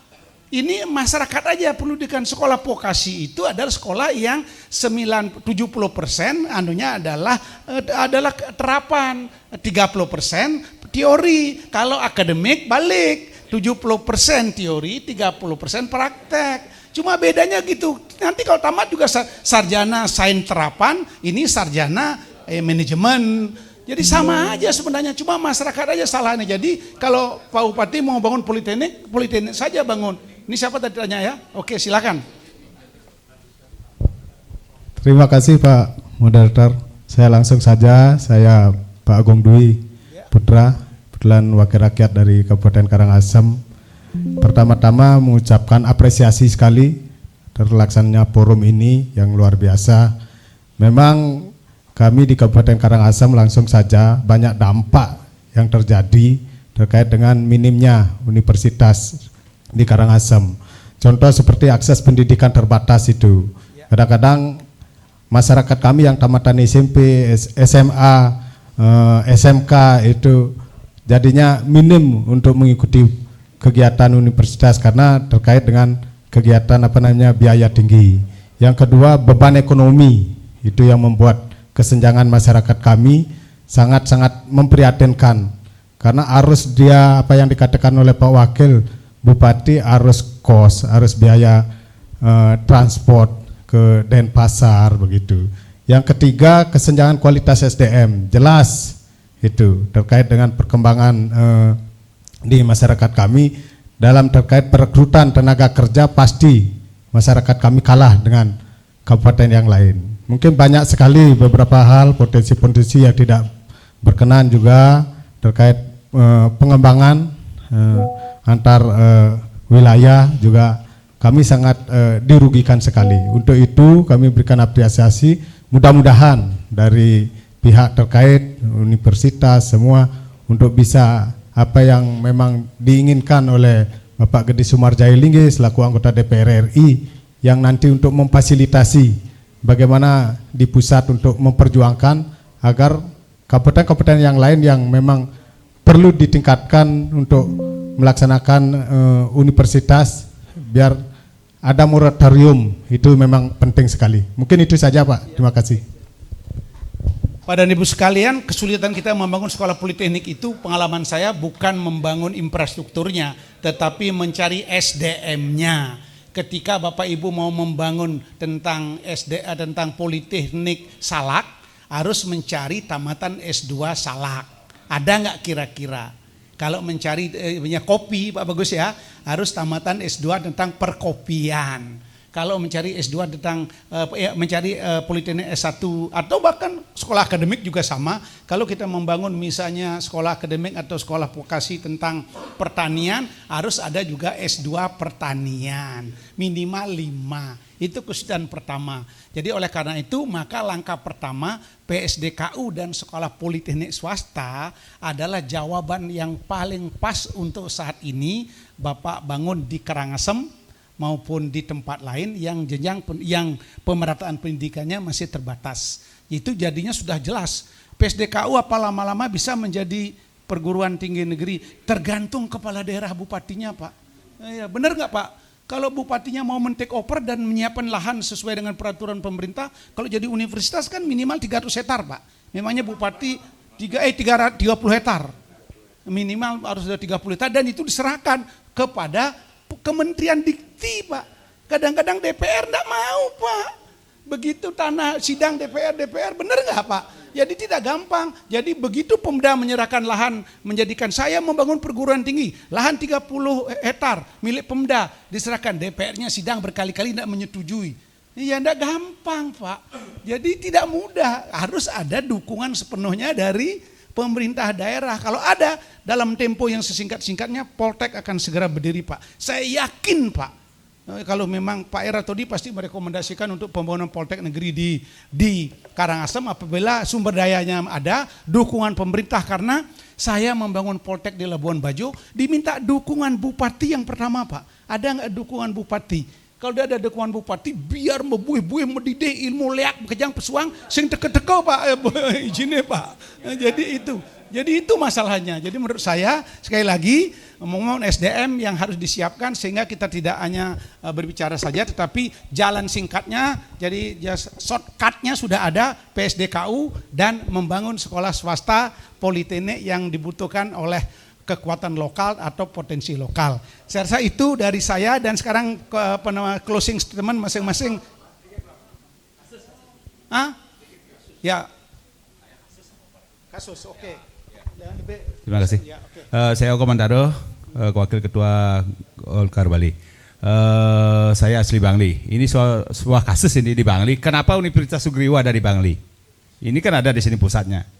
Ada kan? Ya. Berarti bisa buat cabang di Bangli. Bisa. Kenapa UNUD tidak buat cabang di Karangasem? Mungkin salah satu fakultasnya pertanian atau apa? Oke. Kan gitu. Terima kasih. Oke.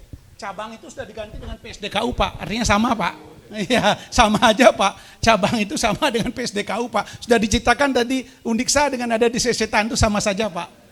Tidak ada masalah itu, Pak. Kalau disebut, cabangnya UNUD ada di Karangasem, tidak apa-apa. Boleh disebut PSDKU juga boleh, Pak. PSDKU itu bahasa aturan, Pak. Kalau Bapak menyebut bahasa cabang juga boleh. Nah, gitu, Pak.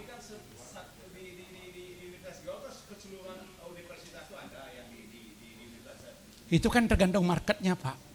Ya, tergantung marketnya dan tergantung tenaga dosennya, Pak. Karena PSDKU dan cabang itu sama dengan yang induknya, Pak. Tidak boleh lepas, Pak.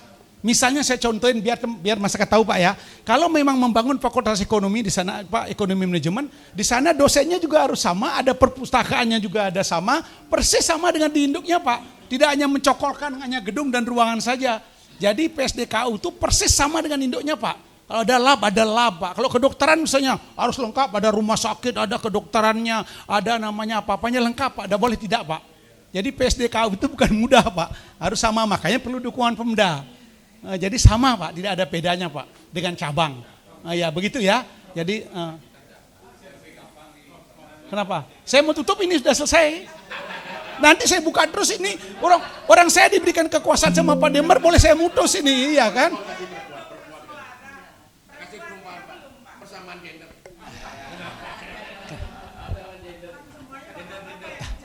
Iya, silakan. Iya, saya sebentar aja, Pak. Saya mohon izin ya, biar ada dari perempuannya, biar imbang. Jadi mohon izinkan saya untuk berbeda pendapat karena tadi sudah banyak sekali dibahas oleh bapak-bapak. Saya hanya ingin mengingatkan dan saya menyampaikan support untuk Bapak Ketua saya, Bapak Gede Sumarjaya Linggih, tentang moratorium. Karena kalau hal ini tidak dipikirkan mulai sekarang, 10 tahun ke depan saya yakin bahwa kita tidak sedang membangun Bali, tapi sedang menumpuk Bali di satu tempat. Nah sekarang kita ke depannya kita mau tumbuh secara seimbang ataukah kita akan tetap timpang? Mohon dipikirkan. Terima kasih. Oke. Moratorium sudah dilakukan, sudah ada dari kepala LLDT sudah mengatakan memang untuk negeri khusus pendidikan, Bu, ya. Kalau moratorium yang lain kita belum punya bicara itu ya. Khusus pendidikan, moratorium untuk di Bali Selatan untuk negeri memang ditiadakan, dan moratorium untuk program studi yang sudah jenuh juga akan ditiadakan kecuali yang spesifik akan diberikan, ini yang khusus, sedangkan yang jenuh sudah tidak akan dengan. Membangun perguruan tinggi di Bali Selatan juga akan sudah ditutup, tetapi kalau mau membangun di daerah timur, daerah utara, daerah barat masih diberikan, itu pun adalah dari swasta, dan kalau negeri politeknik, kalau untuk negeri universitas sudah di moratorium oleh pemerintah pusat. Saya rasa begitu. Ya silakan Pak Rektor dulu, apa mau statementnya atau closing statementnya, silakan Pak Rektor. Unud dulu. Satu kata, dua kata, tiga kata boleh tentang pendidikan loh Pak. Tentang pendidikan. Baik, terima kasih Pak Moderator. Masalah pendidikan adalah sangat esensial bagi kita, bahwa pendidikan itu adalah paspor untuk membuka masa depan. Oleh karena itu, mari kita bersama-sama saling mendukung bidang pendidikan, baik itu adalah insan pendidikan maupun pemerintah daerah, kabupaten dan kota, harus saling bersinergi dalam membangun pendidikan ini. Dan untuk Bali khususnya, mari kita petakan pendistribusian dari posisi-posisi penyebaran dari pendidikan itu, sehingga kampus ini bisa menjadi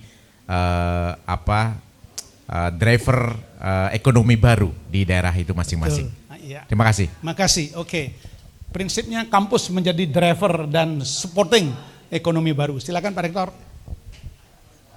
Ya, Warmadewa sebagai perguruan tinggi swasta di Bali yang sudah terakreditasi unggul, tentunya sangat setuju dengan ide bahwasanya moratorium untuk pendidikan tinggi di Bali Selatan. Membuka diri, khususnya Warmadewa siap untuk membuka diri dengan PSDKU di Karangasem maupun di Jembrane terkait bidang pertanian dalam arti luas sesuai dengan potensi daerah.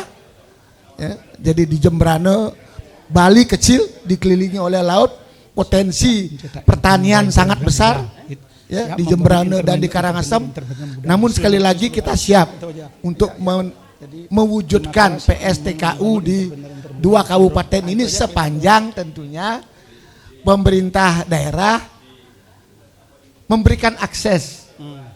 Ya. Jadi jangan sampai nanti kita membuat prodi pertanian dalam arti luas, ya, perikanan, peternakan, perkebunan, budidaya, tapi nanti tidak ada dukungan atau student bodinya tidak ada yang mau mengerjakan pekerjaan di bidang pertanian dalam arti luas. Karena sampai saat ini pertanian kita sumber mahasiswanya cuman fine-fine saja, tidak termasuk besar. Sangat berbeda dengan Fakultas Hukum, manajemen, kedokteran itu luar biasa. Ya, peminatnya cukup banyak, tapi pertanian peminatnya kecil. Ya, sehingga kami siap untuk membuka itu, sekali lagi sepanjang didukung oleh pemerintah dan kesiapan calon di sana. Oke. Terima kasih. Terima kasih. Rektor isi sekarang, silakan. Oke, baik, terima kasih. Seni. Jadi saya percaya dan yakin bahwa tidak ada investor yang mau mendirikan perguruan tinggi seni swasta. Karena jangankan untuk kuliah, berebut kuliah di seni, terutama karena kan penggemarnya itu dari golongan menengah ke bawah. Ya.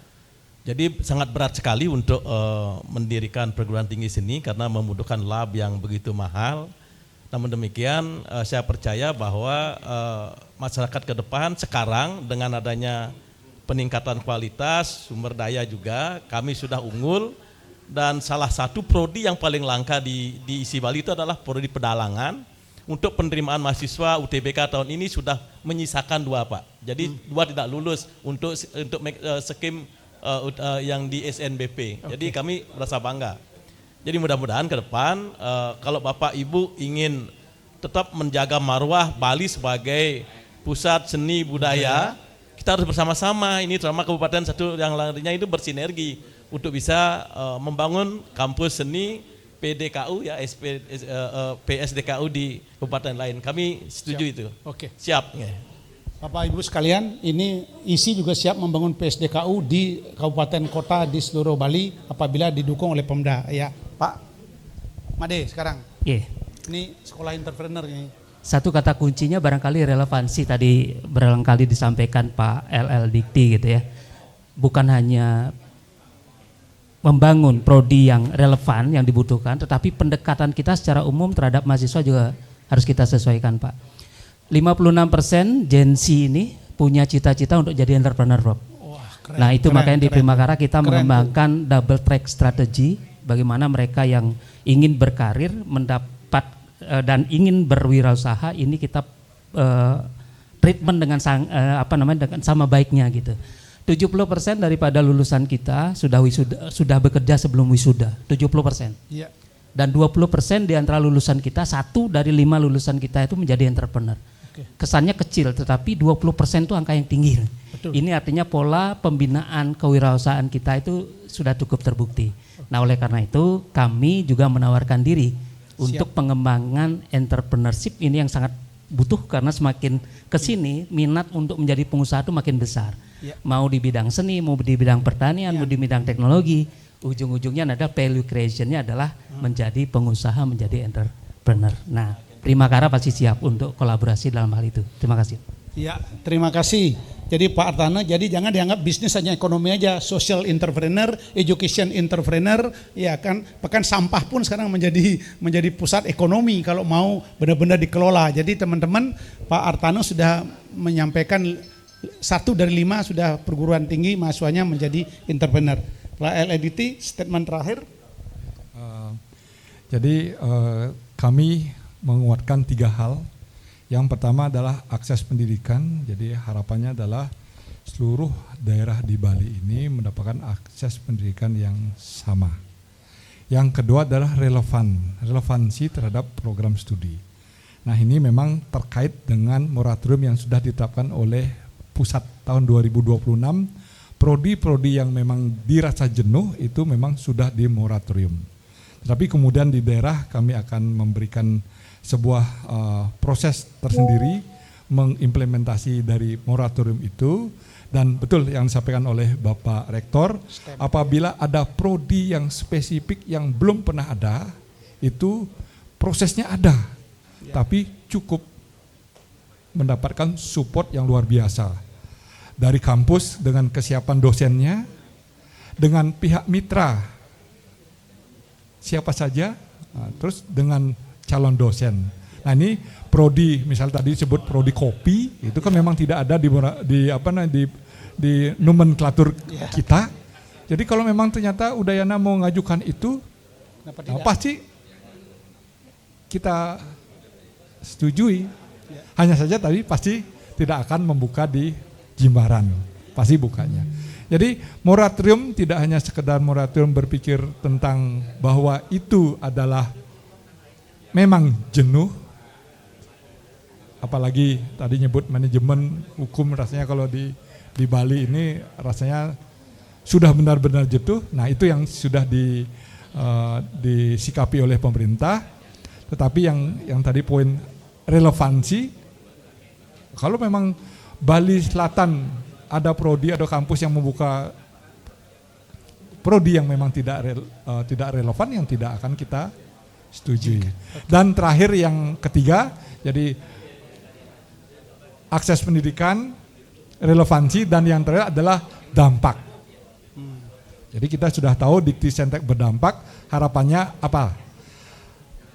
Jaringan konektivitas triple helix antara kampus, pemerintah, dan dunia industri harus benar-benar matang.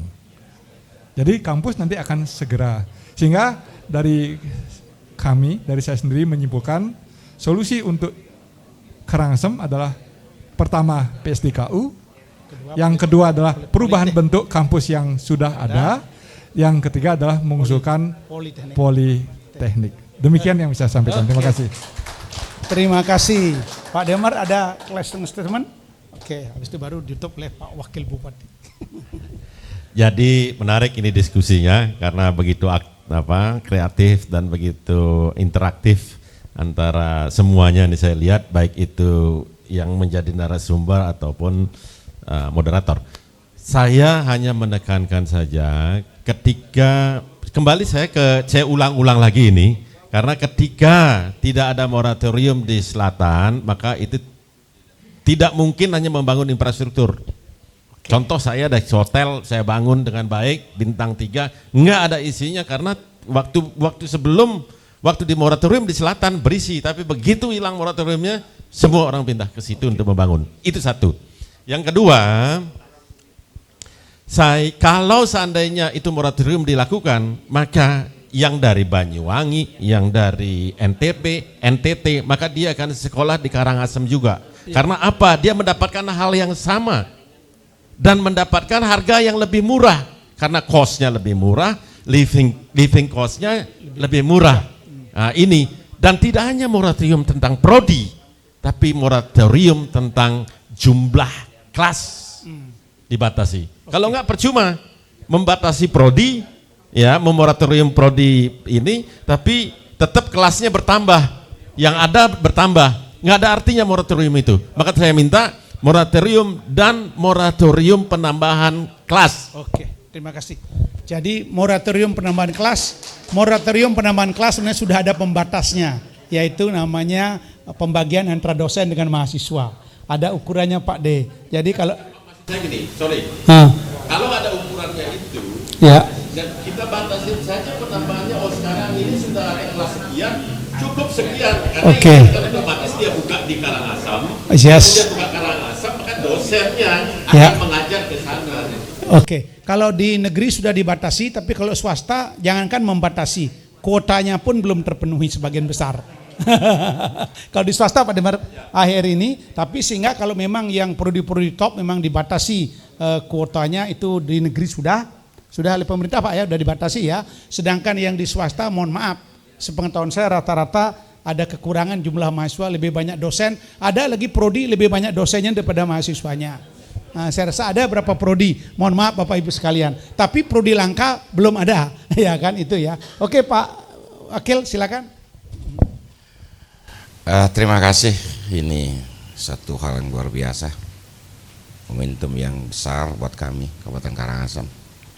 Suara-suara kami tentang pendidikan, tentang ketidakadilan pendidikan yang kami terima di Kabupaten Karangasem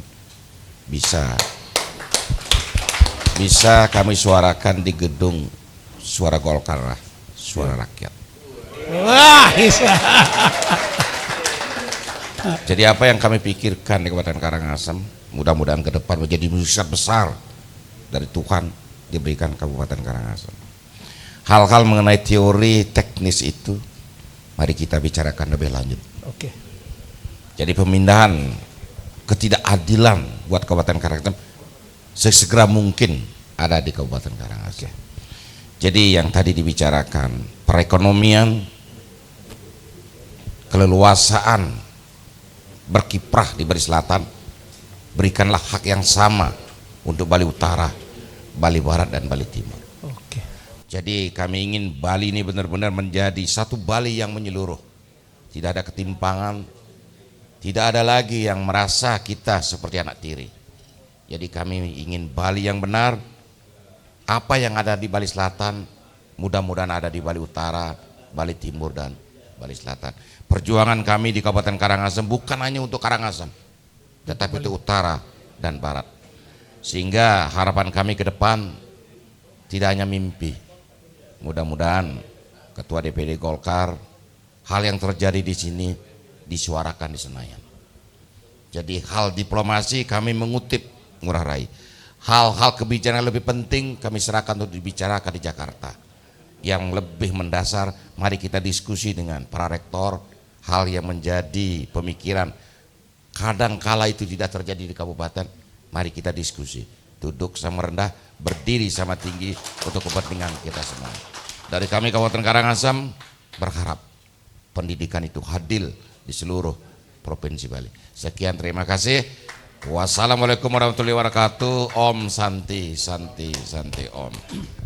Oke, kesan saya yang pertama adalah inilah fenomena yang pertama, Partai Golkar berani mengundang rektor-rektor untuk bicara tentang pendidikan.